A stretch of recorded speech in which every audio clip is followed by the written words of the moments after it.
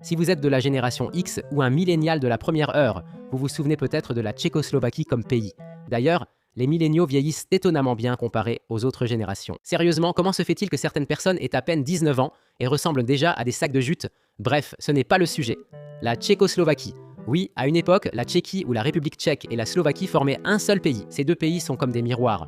Leurs langues sont mutuellement intelligibles et ils se comprennent bien. À un moment, cela s'est passé ainsi. Bienvenue au tribunal des divorces. Prochaine affaire, la Tchécoslovaquie. Veuillez faire vos déclarations. Écoutez, votre honneur, oui, nous nous aimons et nous nous aimerons toujours. Mon Dieu, je t'aime aussi, mon trésor. N'avez-vous pas récemment uni vos forces pendant la révolution de velours pour mettre fin à 41 ans de régime communiste? Oui, c'était un si beau moment dans notre relation, n'est-ce pas, chérie? Tu avais l'air très courageux avec ton forum civique, sans violence.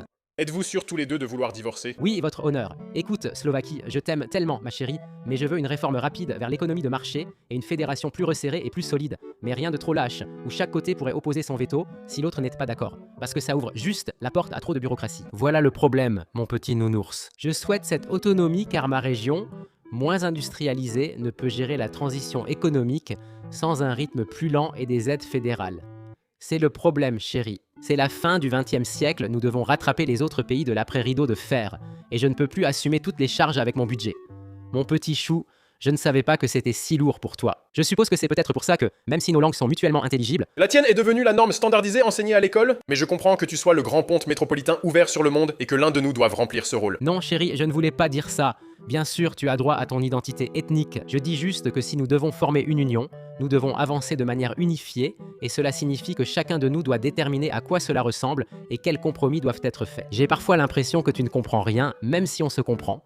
J'ai ces Russins et Gorals un peu bizarres qui se cachent dans les montagnes. Fais-moi confiance, chérie, j'ai les Silésiens à Ostrava et ne me lance même pas sur les Moraves. Mec, tais-toi, bohémien. Mec, tu n'es qu'un sous-groupe régional des Tchèques. Arrête de faire comme si tu formais un groupe à part. Et puis, comment tu es même entré dans cette salle d'audience? Je fais littéralement partie de toi. Ouais, bon, écoute, j'en ai assez entendu. D'accord, on dirait que vous vous appréciez vraiment tous les deux et qu'historiquement vous avez très bien coopéré, mais que vous avez des visions différentes pour vos propres avenirs respectifs en ce qui concerne la façon dont vous voulez gérer les choses sur le plan socio-économique. Est-ce que j'ai raison? Oui. Je crois que la Tchéquie souhaite une union pleinement fédéralisée, mais que la Slovaquie veut davantage d'autonomie au sein de l'union fédéralisée, car elle ne considère pas la fédéralisation complète comme une perspective viable compte tenu de ses réalités géopolitiques très différentes. Est-ce que j'ai raison? Oui. Aucun de vous ne demande de référendum. Il n'y a ni différends territoriaux ni agression militaire. Ai-je raison? Oui. Eh bien, je dois dire que c'est un cas étrange de séparation à l'amiable. Mais je suppose que puisque les deux parties respectent les conditions fixées et données l'une à l'autre, j'accorde par la présente un divorce de velours entre vous deux. Tchéquie, tu peux garder le drapeau. Je suis vraiment désolé, ma belle. Moi aussi. Bizarre. Bref, affaire suivante, Yougoslavie. Qu'est-ce que tu fais?